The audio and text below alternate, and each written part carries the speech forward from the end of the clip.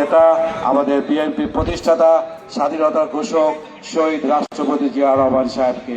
এবং একই সাথে আমি গভীর শ্রদ্ধাভাবে স্মরণ করছি আমাদের গণতন্ত্রের মা, আমাদের সকলের মা, আমাদের বাংলাদেশের অভিভাবক ছিলেন আমাদের 3 বারের সাবেক প্রধানমন্ত্রী বেগম খালেদা জিয়াকে।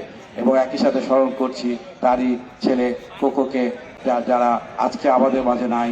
আল্লাহ তাদেরকে বেহেশতবাসী করুক, তাদের আত্মার মাগফিরাত কামনা করছি।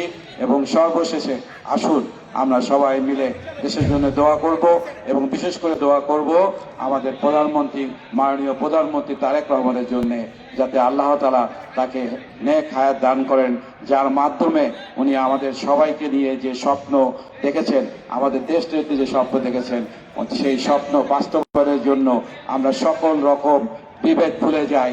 দলের মধ্যে যে কোনো অন্তদ্বন্দ্ব থাকে সে অন্তদ্বন্দ্ব ভুলে দিয়ে, গ্রুপিং রাজনীতি বাদ দিয়ে দলের জন্য যেটা ভালো হবে, দেশের জন্য যেটা ভালো হবে সেইভাবে আমরা করি। কোনোভাবে অতীতের মতো যাতে আমরা গ্রুপিং রাজনীতি না করি, এবং আমরা যেন একে অপরের ক্ষতি না করি।